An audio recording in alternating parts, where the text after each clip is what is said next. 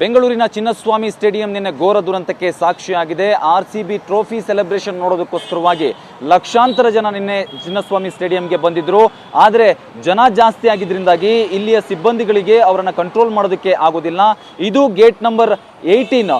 ಈ ಒಂದು gate number 18 ಮುರಿದು ಅಭಿಮಾನಿಗಳು ಒಳಗಡೆ ಹೋಗೋದಕ್ಕೆ ಪ್ರಯತ್ನವನ್ನ ಪಡ್ತಾರೆ. ಆಗ ಸಿಬ್ಬಂದಿಗಳು ಕೂಡ ಅವರನ್ನು ತಡೆಯುವಂತ ಪ್ರಯತ್ನವನ್ನ ಮಾಡಿದ್ರು ಕೂಡ ಜನ ಜಾಸ್ತಿ ಇದ್ರು. ಎಲ್ಲರೂ ಕೂಡ ಸಂಪೂರ್ಣವಾಗಿ ಈ ಒಂದು ಗೇಟ್ ಅನ್ನ ನೋಡಬಹುದು. ಕೆಳಗಡೆ ಈ ಒಂದು ಗೇಟ್ ಅನ್ನು ಸಂಪೂರ್ಣವಾಗಿ ಅದರ ಲಾಕ್ ಅನ್ನ ಬೆಂಡ್ ಮಾಡಿ ಜನ ಇದ್ರೊಳಗೆ ನುಗ್ತಾರೆ. ಆ ಸಂದರ್ಭದಲ್ಲಿ ನುಗ್ಗಲು ಶುರುವಾಗಿ ಅಲ್ಲಿ ಏನು ಮಕ್ಕಳಾಗಿರ್ಬೋದು, ಯುವತಿಯರಾಗಿರಬಹುದು ಮತ್ತು ಮಧ್ಯದಲ್ಲಿ ಸಿಲುಕೊಂಡವರು ಉಸಿರುಗಟ್ಟಿ ಸಾವನ್ನಪ್ಪಿರುವಂಥದ್ದು. ಈ ಒಂದು ಗೇಟ್ನಲ್ಲಿ ಮೊದಲು ದುರಂತಗಳು ಅಂದರೆ ಸಾವು ಶುರುವಾಗಿದ್ದೇ ಈ ಒಂದು ಗೇಟ್ ನಂಬರ್ 18 ಬಳಿಯಿಂದ. ಯಾಕಂದ್ರೆ ಎರಡೂ ಕಡೆಯಲ್ಲೂ ಕೂಡ ಬ್ಲಾಕ್ ಇರೋದ್ರಿಂದ ಈ ರಸ್ತೆ ಮತ್ತು ಅಲ್ಲಿದ್ದಂಥ ಜನ ಜಾಸ್ತಿ ಇದ್ದಿದ್ರಿಂದಾಗಿ ಅವರಿಗೆ ಯಾವ ಕಡೆ ಹೋಗೋದಕ್ಕೂ ಕೂಡ ಆಗೋದಿಲ್ಲ.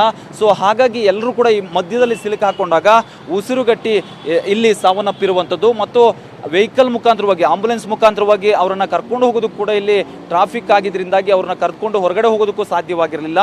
ಇಲ್ಲಿ ಈ ಒಂದು ದುರಂತದ ಹೇಗಿತ್ತು ಅನ್ನೋದನ್ನು ಗಮನಿಸಬೇಕು ಅಂತ ಹೇಳಿದ್ರೆ ಎಲ್ಲದಕ್ಕೂ ಈ ಒಂದು ರಾಶಿ ಬಿದ್ದಿರುವಂಥ ಚಪ್ಪಲಿಗಳು ಸಾಕ್ಷಿ ಆಗ್ತವೆ. ನಿನ್ನೆ ಸೇರಿದಂಥ ಜನ ಇಲ್ಲಿ ಅಂದರೆ ಹೋಗುವಂಥ ಸಂದರ್ಭದಲ್ಲಿ ನುಗ್ಗಲಾಟದ ಸಂದರ್ಭದಲ್ಲಿ ತಮ್ಮ ಚಪ್ಪಲಿಗಳಾಗಿರ್ಬೋದು ಎಲ್ಲವನ್ನ ಇಲ್ಲೇ ಬಿಸಾಕಿ ಇಲ್ಲಿಂದ ಅಂದರೆ ಹೊರಗಡೆ ಹೋಗಬೇಕು ಅನ್ನೋ ಆತುರದಲ್ಲಿ ಹೋಗ್ತಾರೆ. ಇಷ್ಟರ ಮಟ್ಟದಲ್ಲಿ ಇಲ್ಲಿಯ ಭೀಕರತೆ ನಾವು ಗಮನಿಸಬಹುದು. ಈಗ BBMP ವೆಹಿಕಲ್ ಮುಖಾಂತರವಾಗಿ ಇಲ್ಲಿಯ ಚಪ್ಪಲಿಗಳು ಏನು ಬಿದ್ದಿದ್ದಾವೆ ಅವೆಲ್ಲವನ್ನು ಕೂಡ ಕ್ಲೀನ್ ಮಾಡುವಂಥ ಕೆಲಸವನ್ನು ಇಲ್ಲಿ ಪೌರ ಕಾರ್ಮಿಕರು ಮಾಡ್ತಾ ಇದ್ದಾರೆ.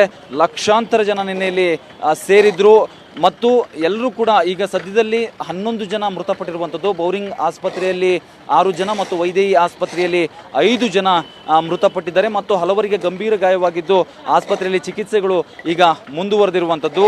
ಮತ್ತು ಇಲ್ಲಿ ಕಂಪ್ಲೀಟ್ ಆಗಿ ಈ ಒಂದು ದುರಂತಕ್ಕೆ ಪ್ರಮುಖವಾದಂಥ ಕಾರಣ ಪೊಲೀಸ್ ಇಲಾಖೆ ಮತ್ತು ಇಲ್ಲಿ ವಹಿಸಿಕೊಂಡಿದ್ದಂಥ ಭದ್ರತೆ ಪ್ರಮುಖವಾದಂಥ ಕಾರಣ ಆಗುತ್ತೆ. ಆತುರದಲ್ಲಿ ತೆಗೆದುಕೊಂಡಂಥ ನಿರ್ಧಾರಗಳು ಇಷ್ಟೊಂದು ಜೀವಗಳನ್ನು ಬಲಿ ಪಡೆದಿದೆ ಅಂತೇಳಿ ಜನ ಆಕ್ರೋಶವನ್ನು ವ್ಯಕ್ತಪಡಿಸ್ತಾ ಇದ್ದಾರೆ. ಈ ರೀತಿಯಾದಂತಹ ದೃಶ್ಯ ಚಿನ್ನಸ್ವಾಮಿಯ ಸುತ್ತಲೂ ಕೂಡ ನೋಡಲು ಸಿಗುತ್ತೆ. ಸುತ್ತಲೂ ಕೂಡ ಇದೇ ರೀತಿಯಾದಂಥ ಚಪ್ಪಲಿ ರಾಶಿಗಳು ಬಿದ್ದಿರುವಂಥದ್ದು ಮತ್ತು ಎಷ್ಟೋ ಜನ ಇಲ್ಲಿಂದ ಅಪಾಯದ ಸುಳಿವಿಂದ ತಪ್ಪಿಸಿಕೊಂಡು ಕೂಡ ಕೆಲವೊಬ್ಬರು ಬಚಾವಾಗಿ ಹೊರಗಡೆ ಹೋಗಿದ್ದಾರೆ. ಒಟ್ಟಾರೆ ಈ ಒಂದು ಖುಷಿಯ ಸಂದರ್ಭದಲ್ಲಿ RCB ಟ್ರೋಫಿ ಸೆಲೆಬ್ರೇಷನ್ ಸಂದರ್ಭದಲ್ಲಿ ಖುಷಿಯನ್ನು ಆಚರಿಸೋದಕ್ಕೆ ಬಂದಂಥವರು ದುರಂತ ಅಂತ್ಯವನ್ನು ಕಂಡಿರೋದಂತೂ ನಿಜಕ್ಕೂ ವಿಪರ್ಯಾಸ. ಕ್ಯಾಮ್ರಾ ಪರ್ಸನ್ ಗಣೇಶ್ ಜೊತೆ ವಿಕಾಸ್ TV9 ಬೆಂಗಳೂರು.